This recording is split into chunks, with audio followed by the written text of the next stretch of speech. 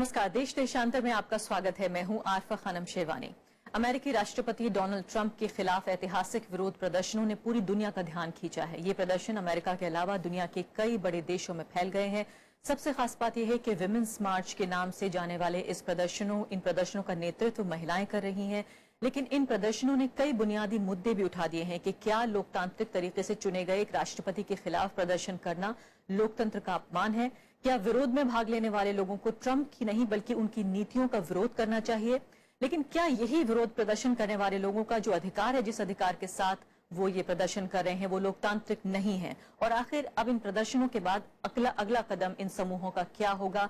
किस तरह का असर अमेरिका पर पड़ेगा और दुनिया भर की राजनीति पर पड़ेगा, ये जानने की हम कोशिश करेंगे। मेरे साथ पूर्व राजदूत विवेक काटजू मौजूद हैं। स्टूडियो में मेरे साथ कई खास मेहमान मौजूद हैं। प्रोफेसर मृदुला मुखर्जी हैं, जानी मानी इतिहासकार। मेरे साथ विनीत कुमार मौजूद हैं, मीडिया क्रिटिक हैं, और साथ ही आनंद सहाय मौजूद हैं, कोऑर्डिनेटिंग एडिटर हैं द एशियन एज अखबार के। सभी मेहमानों का स्वागत है। सबसे पहले मृदुला मुखर्जी जी, आपके साथ मैं शुरुआत करना चाहती हूँ कि कहा जा रहा है कि दुनिया भर में इतनी बड़ी तादाद में, हालांकि तादाद को लेकर अभी भी एक विवाद है कि कितने लोग शामिल हुए, ये किसी को नहीं पता है, लेकिन अगर ये मान लें जितना बताया जा रहा है कि इतने लाख लोग वहां शामिल थे या करोड़ के आसपास लोग शामिल थे, कभी दुनिया के इतिहास में इतनी महिलाएं एक साथ एक जगह इकट्ठी नहीं हुई हैं। क्या ये सही है? मेरे ख्याल में तो सही है। कोई फिगर्स जो हैं वो 1.5 मिलियन के आ रहे हैं अमेरिका के। कुछ फिगर्स जो है वॉशिंगटन के ही आ रहे हैं कि 500,000 से ज्यादा।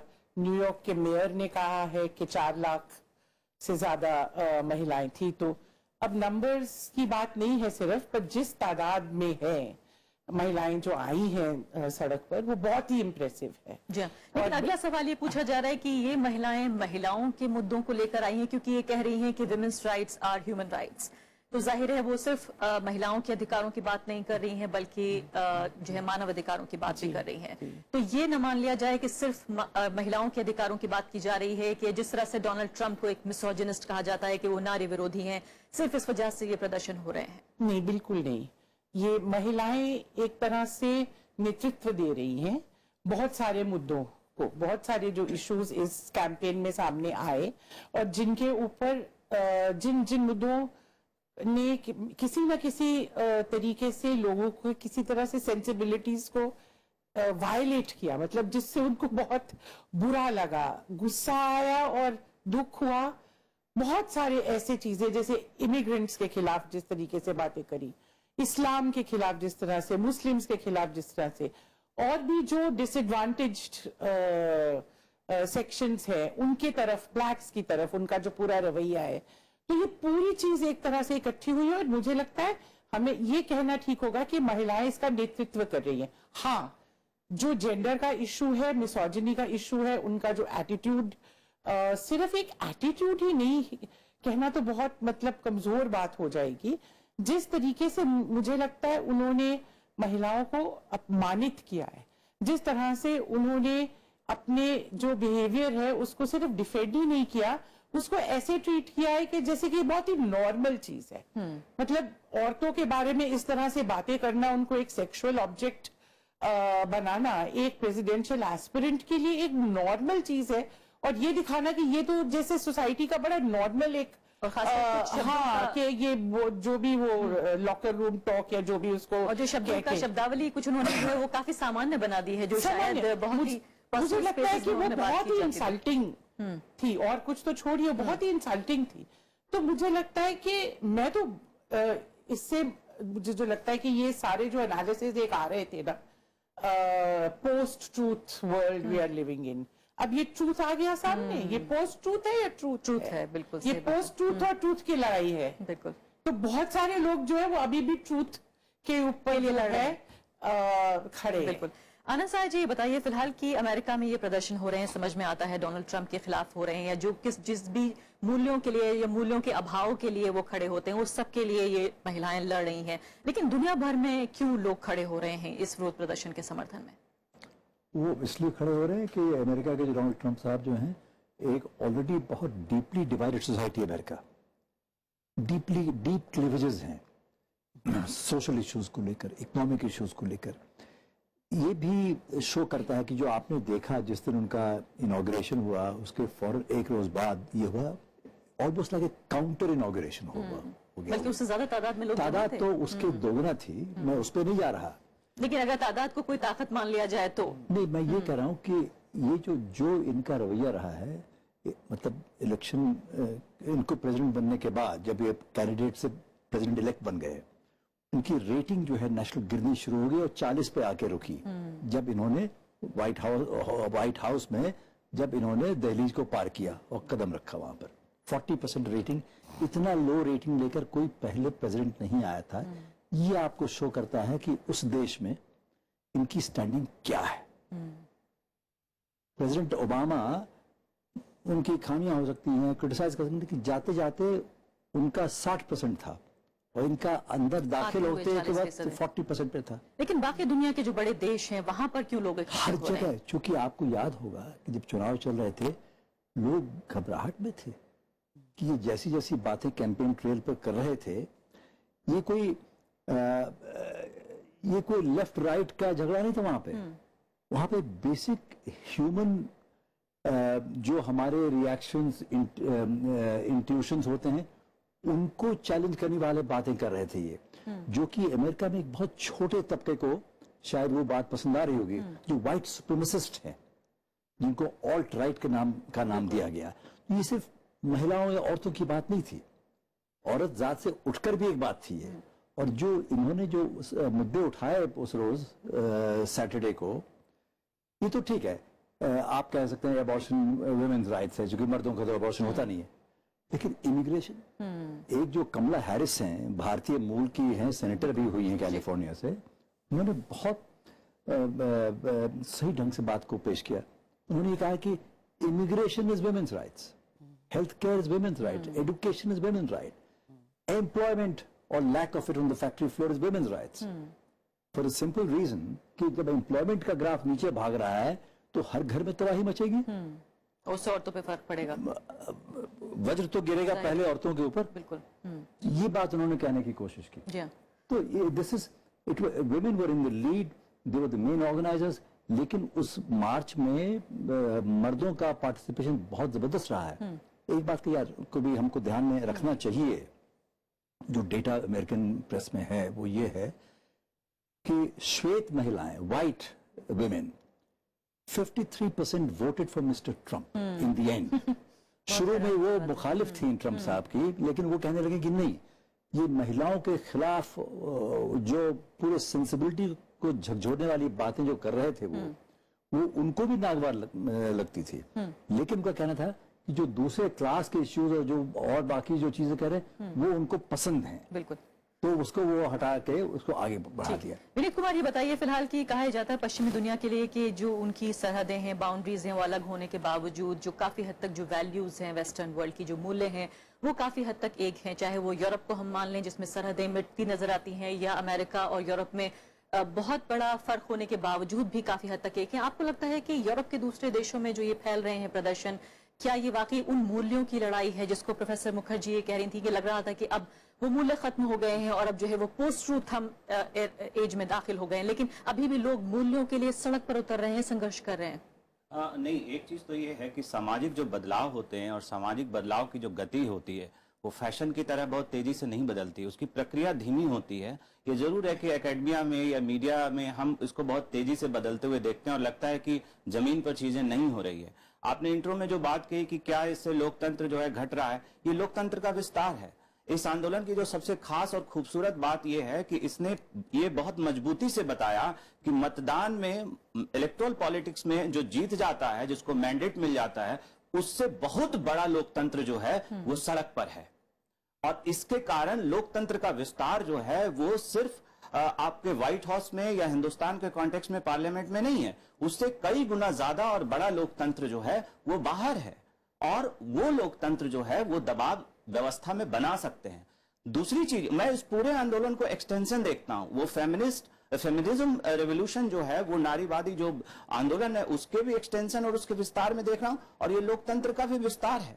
आप जो पश्चिमी देश के मूल्यों की बात करें, ये सिर्फ पश्चिमी देश के मूल्य नहीं है, ये उस बुनियादी लोकतांत्रिक समाज के नागरिक मूल्य हैं। यही कारण है कि ये आंदोलन आगे पश्चिम से अगर साउथ एशिया और दूसरे उन देशों में भी जाकर लेकिन हमारे देशों को कोई फर्क नहीं पड़ा यहाँ, हालांकि जिन नागरिक मूल्यों का जिक्र कर रहे हैं वहाँ काफी कम है। नहीं, देखिए, अगर आप सीधे सीधे सड़क पर आंदोलन देख रहे हैं और उसमें आपको संख्या बहुत कम मिल रही है, या सड़क पर आंदोलन नहीं देख रहे हैं, तो आप निराश हो सकते हैं। लेकिन मैं इस तरह इतनी जल्दी निराश नहीं होता हूं, क्योंकि जब आप सोशल मीडिया और वर्चुअल स्पेस को भी एक नेटिजन्स के तरह देखते हैं, एक अलग लोकतंत्र में देखते हैं, तो वहां भी लोग बात कर रहे हैं। ट्विटर, फेसबुक जैसी जगहों पर हिंदुस्तान के भी लोग बड़ी संख्या में इसके साथ बात कर रहे हैं, ब्लॉग्स लिख रहे हैं, और इसको आप एकदम नजरअंदाज नहीं कर सकते। ये अलग ढंग की डेमोक्रेसी है, भले ये वर्चुअल दिखती हो, लेकिन हमें इसको भी कंसीडर करना पड़ेगा। एक बहुत महत्वपूर्ण सवाल आता है, क्योंकि आप ये कह रहे हैं कि लोकतंत्र का ही विस्तार है, उसी का एक्सटेंशन है, लेकिन लोकतांत्रिक प्रक्रियाएं होती हैं, चुनाव होती हैं, जिसके जरिए नेताओं का जो है वो की नियुक्ति होती है। क्या अगर इन प्रक्रियाओं को अगर हम ये मान लें कि ये महत्वपूर्ण नहीं है, और कल को ये मान लेता है आधा अमेरिका कि वो हमारे राष्ट्रपति नहीं है, तो किस तरह से देश चलेगा? नहीं, ये समझने की जरूरत है कि ये आंदोलन और ये प्रतिरोध अमेरिका के राष्ट्रपति का प्रतिरोध नहीं है, ये उस व्यक्ति और उसके भीतर की मानसिकता का प्रतिरोध है, एक बात। और दूसरी बात ये कि जो मतदान के तहत विजयी होता है वो सुप्रीमो नहीं है। यही तो ये आंदोलन बता रहा है कि जिसको एक मैंडेट मिल गया है वो ऑलमाइटी नहीं है, वो सर्वे सर्वा नहीं है, वो एक व्यवस्था है, लोकतांत्रिक व्यवस्था के तहत उसको शासन और व्यवस्था चलाने का अधिकार है। लेकिन नागरिक समाज में वही सब कुछ नहीं है। और इस तरह के आंदोलन अमेरिका सहित दुनिया के दूसरे देशों में भी ये, और भारत के संदर्भ में भी बताता है कि अगर आपको बहुमत मिल गया है, इसका मतलब ये नहीं है कि आप चीजों को अपनी तरीके से पूरी तरह से तोड़ मरोड़ कर देंगे। मालिक नहीं ये मालिक वाला अप्रोच आप जो मैंडेट आने के बाद लगाते हैं वो गलत है। ये आंदोलन बहुत मजबूती से स्थापित कर रहा है। अम्बेसडर काटजू भी हमारे साथ मौजूद है। अम्बेसडर काटजू, ये बताइए कि दो बिल्कुल एक तरह से विरोधी और विरोधाभासी जो तथ्य हैं हमारे सामने और जो दलीलें हैं वो आ रही हैं। एक सेक्शन कम से कम ये बहुत मजबूती के साथ अपनी बात रख रहा है, भारत में भी लोग उस बात को आगे बढ़ा रहे हैं, काफी हद तक यहाँ की सरकार से भी तुलना कर रहे हैं कि जब एक लोकतांत्रिक तरीके से एक नेता चुना गया, एक सरकार चुनी गई, तो सम्मान किया जाना चाहिए उस नेता का, उस सरकार का, और सड़कों पर आना कहीं ना कहीं उस पूरी लोकतांत्रिक व्यवस्था का और उस लोकतंत्र के जरिए चुने गए नेता का अपमान है। क्या आप भी इस दलील को मानते हैं? देखिए, अपमान तो मुझे नहीं मालूम, लेकिन एक बात साफ है कि ट्रंप जो है वो 4 साल तक अमेरिका के राष्ट्रपति रहेंगे, और बहैसियत राष्ट्रपति वो दुनिया के सबसे शक्तिशाली राजनेता रहेंगे। अब उनके विचार जो हैं वो बहुत ही ज्यादा लोगों को भारत, अब विश्व में, अमेरिका में नागवार है, वो उनसे सहमत नहीं है, और कई लोग तो उनसे बहुत रुष्ट हैं। अब ट्रंप दो इसमें बातें हैं। एक तो मुझे लगता है कि राष्ट्रपति ट्रंप को अब ऐसे कदम उठाने चाहिए कि वो देश को, अमेरिका को भरोसा दिलाएं, और अमेरिका के जरिए विश्व को भरोसा दिलाएं कि वो विश्व के हित में, अमेरिका के हित में, अमेरिका की सब जनता के हित में काम करेंगे। उन्होंने ऐसे कदम अभी तक नहीं उठाए हैं और उनको ऐसे कदम उठाने की जरूरत है। लेकिन इसके साथ साथ जो नीतियां उनकी लोगों को नागवार लगती हैं, उसमें मेरा मानना है कि क्या प्रदर्शनों से राष्ट्रपति ट्रंप उन नीतियों को बदल देंगे, या अब उनसे संवाद की जरूरत है। तो इसलिए मेरा मत तो ये है कि प्रदर्शन से, अगर प्रदर्शनकारी ये समझते हैं कि अमेरिकी राष्ट्रपति और उनकी विचारधारा के जैसे लोग हैं जो कि अब राष्ट्रपति के साथ हैं और अमेरिकी एडमिनिस्ट्रेशन चलाएंगे, अगर उनके विचार वो बदल देंगे प्रदर्शन करने से, तो मुझे तो वो गलत लगता है। तो संवाद, दोनों तरफ से संवाद की जरूरत है। और ये कहना कि वुमेन्स राइट्स का उल्लंघन होगा, माइनॉरिटीज का उल्लंघन होगा, ऐसे कहने से और क्रिटिसिज्म से बात नहीं बनेगी। ठीक है, अब एक कोई रास्ता निकालना जी। अम्बेसडर काटजू, आपसे कुछ कहना चाहती है मृदुला मुखर्जी, आपसे कुछ कहना चाहती है? अपने ढर्रे पे चलेगी। जी जी, मैं कह रही थी कि प्रदर्शन और संवाद में कोई कॉन्फ्लिक्ट नहीं है। एक डेमोक्रेसी में दोनों चीजें साथ साथ चलती हैं। रूलिंग जो क्लासेस हैं, जो रूलर्स हैं, वो संवाद तभी करते हैं आपसे जब आप प्रदर्शन करके पहले अपनी ताकत दिखाते हैं, तभी तो वो आपसे बात करेंगे। आपके पास कोई शक्ति नहीं है तो Bargaining आपसे capacity। बात क्यों करेंगे? तो संवाद और ये दोनों एक लेकिन मैं लोकतंत्र आपसे- में साथ साथ चलते हैं, हमेशा ही आनंद चलते साहब भी हैं। कुछ कह रहे हैं, फिर आप एक साथ जवाब दीजिएगा। नहीं, मैं भी प्रोफेसर साहब मैं कुछ कहना चाहता हूँ। नहीं, आनंद मैं साहब भी एक कुछ शब्द कह रहे हैं। कहना चाहता हूँ। बात सुन ले, जी, बात सुन। आप अपनी बात की वो एक साथ जवाब दे देंगे। देखिए सॉरी, हाँ, मैं भी मैं ये कह रहा हूँ हाँ। कि क्या जी बोलिए मिस्टर काजू। अभी वो उन्होंने कार्यभार संभाला है और क्या प्रदर्शन फौरन होना चाहिए? प्रदर्शन की भी टाइमिंग होती है। हाँ, प्रदर्शन का हक है, लेकिन प्रदर्शन की टाइमिंग कब हो? क्या पहली चीज प्रदर्शन हो या पहली चीज संवाद की कोशिश हो?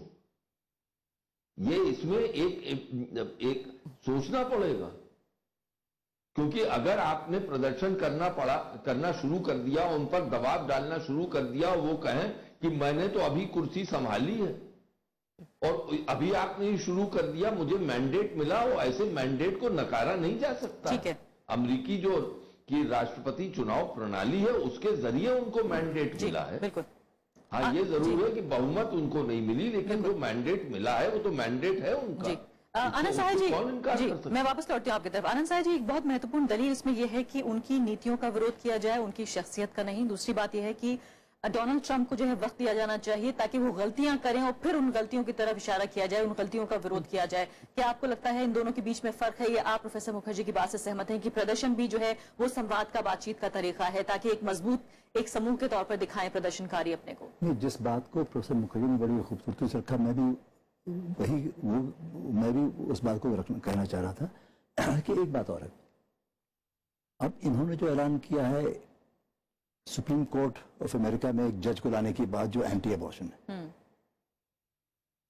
इस तरह के लोग हैं बहुत से। इन्होंने कानून को तोड़ करके जो इन्होंने अपने डिफेंस सेक्रेटरी को लाया है, वो वहाँ रूल है कि आप मिलिट्री में रह चुके हैं तो 7 साल का एक कूलिंग ऑफ पीरियड होगा, फिर आप एक सिविलियन बड़े पोजीशन पर लाए जाएंगे। उसको उन्होंने तोड़ के लाया है। तो डे 1 से ही जब ये करना शुरू करते हैं और जब इस पूरे पीरियड में जो बातें इन्होंने कही हैं, तो it was already for the first time I think, मतलब इतना प्रोमिनेंट कोई पहले एग्जांपल नहीं था। अमेरिका में एक पुराना ट्रेडिशन है, कन्वेंशन है कि एक साथ 2 प्रेसिडेंट नहीं होते। आउटगोइंग जो होते हैं साहब और जो आने वाले होते हैं, आने वाले अपने बात को बड़ा संभल के कहते हैं, ये ना हो कंफ्लिक्टिंग आइडियाज नहीं हो अमेरिका के बारे में, नीतियों के बारे में। लेकिन ये तो लगातार अपनी कमेंट्री दिए जा रहे थे बराबर राइट थ्रू। मैं ये भी नहीं मानता, and I don't know Vivek will agree with me, मैं ये भी नहीं मानता कि अभी तक जो कह रहे हैं वो हर बात को वो लागू करेंगे। यानी आप ये कह रहे हैं कि उम्मीदवार ट्रंप और राष्ट्रपति ट्रंप में फर्क करना होगा? नहीं, वो तो खैर करना होगा ही। मैं ये भी मानता हूं कि अभी तक जो नए राष्ट्रपति ट्रंप हैं, he has not been fully revealed to us. वहां भी एक परमानेंट ब्यूरोक्रेसी होती है और सब कुछ होता है, हर तरह के इंटरेस्ट ऑपरेट करते हैं, और जब भी फाइनल दुनिया की अलग अलग इंपॉर्टेंट बातों पर अपनी बात हमारे सामने रखेंगे तो इनके कैंपेन्स उसमें फर्क हो सकता है। लेकिन अब तक जो इन्होंने कहा है, उन्होंने जो बातें कैंपेन में कही, उन्हीं बातों को बड़ी जोरदार तरीके से कर रहे हैं, और खुद बिना किसी के प्रॉम्प्टिंग के इस बात को स्ट्रेंथन कर दे रहे हैं इंप्रेशन को थ्रू हिज ट्वीट्स डेली। वो तो ट्वीट वॉर चला रहे हैं सिविल सोसाइटी के साथ, उसमें इस बात पर फोकस दिए जा रहे हैं कि हमारे जो है पॉपुलर वोट में हम पीछे रह गए बाय 3 मिलियन, और उसकी वजह क्या है? हमारे साथ भ्रष्टाचार हुआ। नहीं, इलीगल इमिग्रेंट 4-5 मिलियन आकर उनके जो मुखालिफ थे उनको वोट कर गए। कर दिया जी। तो ये उन बातों को ये उभार रहे हैं। जब इतनी बातें सामने ला रहे हैं तो हमको तो लगता है कि काफी स्पष्ट है गलतियां कर चुके हैं, आपको लग रहा है पहले कि भाई लोग उसके विरोध में कुछ न कुछ कहेंगे। मैं आपकी तरफ आती हूँ, लेकिन विवेक काजू जी आपको मैं जी हाँ सवाल पूछना चाहती हूँ, लेकिन संक्षेप में कि बात ये कही जा रही है कि जिस तरह की टीम उन्होंने बना ली है, दरअसल उसको लेकर भी लोगों को काफी शंकाएं हैं, काफी शुबा है कि जिस तरह की टीम उन्होंने बनाई है, नीतियां उस तरह की होंगी।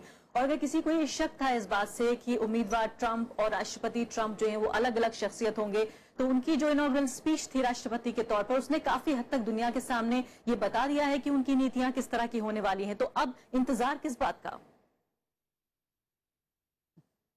देखिए, उनकी जो इनॉग्रल स्पीच थी, उसने तो सबको दहला दिया। मैंने भी जब उसको सुना तो मुझे अजीब सी लगी, कोई बिल्कुल अनकन्वेंशनल स्पीच थी। मुझे तो लगा कि वो अपने 2020 के चुनाव अभियान की शुरुआत ही कर रहे हैं, लेकिन वो अपनी जगह है।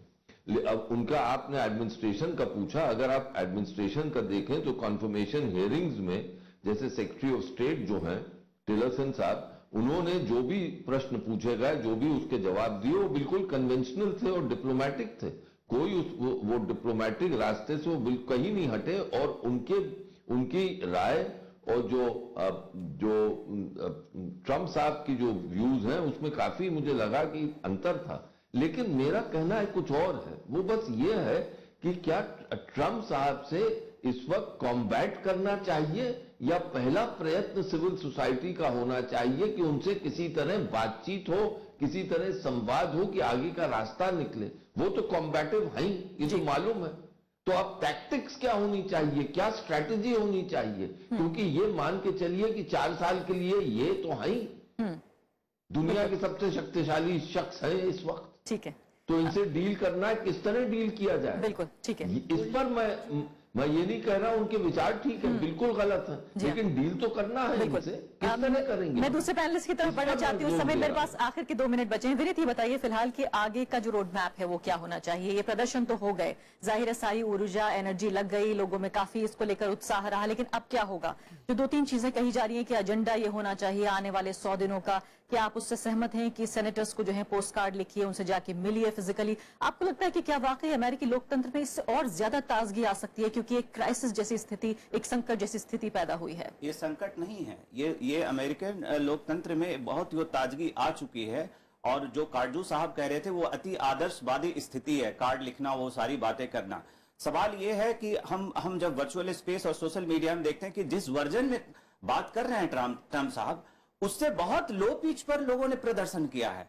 उस पिच पर आकर नहीं उन्होंने बात की है, और उतने स्तर तक वो नहीं गए, उस भाषा का इस्तेमाल, उस भाषा के स्तर पर नहीं गए। बल्कि सबसे खास बात यह है कि जो आपत्तिजनक और अश्लील शब्दों का इस्तेमाल लगातार किया जाता रहा, इस आंदोलन ने उसको बहुत खूबसूरती से एक प्रतिरोध के स्वर और आवाज में बदला है। तो मुझे यह लगता है कि एक क्राइसिस नहीं है, बल्कि अमेरिका ने यह स्थापित किया है कि लोकतंत्र को हम नए सिरे से परिभाषित कर रहे हैं, उसको हम विस्तार दे रहे हैं, और जो फेमिनिज्म पूरा डिस्कोर्स है वो रिवाइव होगा इस आंदोलन के जरिए। मुझे कहीं से कोई क्राइसिस नहीं दिखाई दे रहा। जी प्रोफेसर मुखर्जी, मुझे लग रहा यहाँ है से कहाँ?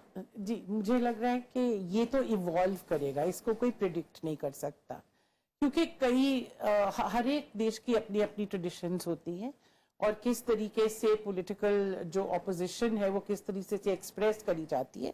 एक फॉर्म जो कि हमने देखा बहुत जोरों से, वो पब्लिक मार्च का, और ये जो फॉर्म है मैं आपको याद कराना चाहूंगी, ये सिविल राइट्स मूवमेंट में ये फॉर्म जो है जो मार्टिन लूथर किंग का था, बड़े जोरों से ये अपनाया गया था। 1913 जो वुडरो विल्सन आया था, तब भी बड़े जोर से हुआ था सफरेजेट मूवमेंट को लेकर। हाँ, तो लाखों बहुत बड़े पैमाने पे इस तरह से सड़क पे उतर के आना और इस तरह के रैलीज जो है करना, ये एक फॉर्म है। बिल्कुल, और भी बहुत सारे फॉर्म है, जैसे आपने कहा जो छोटे लेवल पे, लोकल लेवल्स पे, अलग लेवल्स पे होंगे, वो तो चलेंगे ही। ठीक है, इंटेलेक्चुअल लेवल पे आर्गुमेंट्स होंगी, डायलॉग्स होंगे, पर ये भी एक बहुत इंपॉर्टेंट फॉर्म है, और मैं ये समझती हूँ कि इसका टाइमिंग बिल्कुल ठीक था। इतना ड्रामेटिक इम्पैक्ट नहीं तो नहीं होता, और मैं ये समझती हूँ कि अगर कोई बुली है तो उसको सबमिट करके आप नहीं जीत सकते। चलिए, मेरे पास 20 सेकंड आनंद जी, 20 सेकंड में ये बताइए, क्या दुनिया के दूसरे लोकतंत्र के लिए कोई सबक है?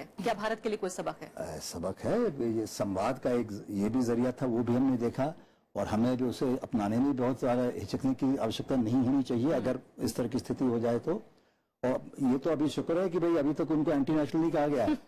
क्या मालूम वो जो जिस तरह से मिस्टर स्पाइसर बातें कर रहे हैं, उनके प्रेस सेक्रेटरी शॉन स्पाइसर साहब, वो तो ऐसे बड़े तेवर भी उनके दिखाई पड़ते हैं। चलिए, बहुत बहुत शुक्रिया सभी मेहमानों का। समय मेरे पास समाप्त हो चुका है, तो आगे ये देखना होगा। वाकई बहुत महत्वपूर्ण बात यह है, जिस तरह से विनीत ने बहुत अच्छे तरीके से इस बात को आगे रखा कि शायद इसे लोकतंत्र का अपमान नहीं, बल्कि लोकतंत्र का एक तरह से विस्तार के तौर पर देखा जा सकता है कि लोकतंत्र जो है वो एक कोई पाक किताब नहीं है जिसको एक बार पढ़ के रख दिया जाए, बल्कि शायद बार बार उसको री इंटरप्रेट करना भी अपने आप में महत्वपूर्ण हो सकता है। और भारत जैसी या दक्षिण एशिया जैसे लोकतंत्र के लिए भी कुछ सबक हमें जरूर मिल सकते हैं। इसी के साथ अभी के लिए इतना ही, नमस्कार।